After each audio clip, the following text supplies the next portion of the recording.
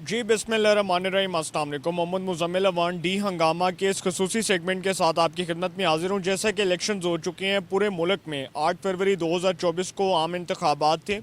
एक आम आदमी ने अपना हक़ रहे दही इस्तेमाल किया और उसने वोट कास्ट किया और उसके वोट की ताकत से उसके मुंतखब नुमाइंदे जो हैं वो पार्लियामान का हिस्सा बने। इस वक्त मैं पंजाब असम्बली के बाहर मौजूद हूँ और इस वक्त हमारा ये जो ऑफिशियल सेगमेंट है ये इस बुनियाद पर रिकॉर्ड हो रहा है कि पंजाब असम्बली की 296 नशस्तें, कुल 296 नशस्तों के जो नताइज हैं वो हमारे सामने हैं।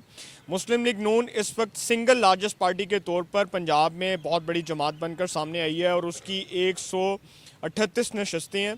आई थिंक जो आज़ाद उम्मीदवार हैं उनकी भी अगर हम गिनती काउंट करें तो वो भी तकरीबन 120 या 125 के करीब बनती हैं। तो उसमें से जो कुछ आज़ाद उम्मीदवार हैं वो मुस्लिम लीग नून में शमूलियत इख्तियार कर चुके हैं और कुछ जो है वो बाद में करेंगे। लेकिन इस वक्त जो मुस्लिम लीग नून है वो फ्रंट फुट पर लीड कर रही है और उसकी सबसे ज़्यादा नशस्तें, और पंजाब में एक्सपेक्टेड है कि मोहतरमा मरीम नवाज़ साहिबा जो सूबाई असम्बली के हल्का PP 159 से इलेक्शन कॉन्टेस्ट कर रही थी मुस्लिम लीग नवाज़ के टिकट पर, और वो मुतवक्के वज़ीर-ए-आला पंजाब की उम्मीदवार थी, वो वज़ीर-ए-आला पंजाब होंगी। स्पीकर और डिप्टी स्पीकर का इंतखाब होगा 22 या 23 को। असम्बली का इजलास कॉल किया जाएगा और उसके बाद जो है स्पीकर और डिप्टी स्पीकर का इंतखाब होगा। उसके बाद सूबाई वजारतों का मामला आपके सामने ज़ेर गौर आएगा। लेकिन इस वक्त पंजाब असम्बली में जो कि पार्टी पोजीशन है वो मैंने आपके सामने रखी कि 138 के करीब मुस्लिम लीग नून की सीट्स हैं, 135 के करीब इंडिपेंडेंट्स हैं, उसमें से 20-30 अगर मुस्लिम लीग नून में जाती हैं तो बकिया जो हैं वो PTI के उम्मीदवार होंगे।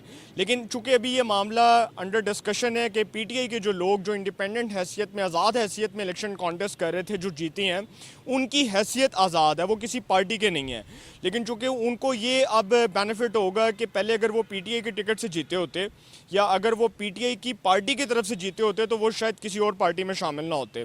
अब चूँकि सिचुएशन थोड़ी इंटायरली डिफरेंट है और जो लोग तहरीक इंसाफ के अब जो इंडिपेंडेंट हैसियत में जीते हैं अब वो मुस्लिम लीग नून में शमूलियत इख्तियार कर सकते हैं, उन पर कोई पाबंदी नहीं होगी क्योंकि उनकी हैसियत आज़ाद उम्मीदवार के तौर पर है।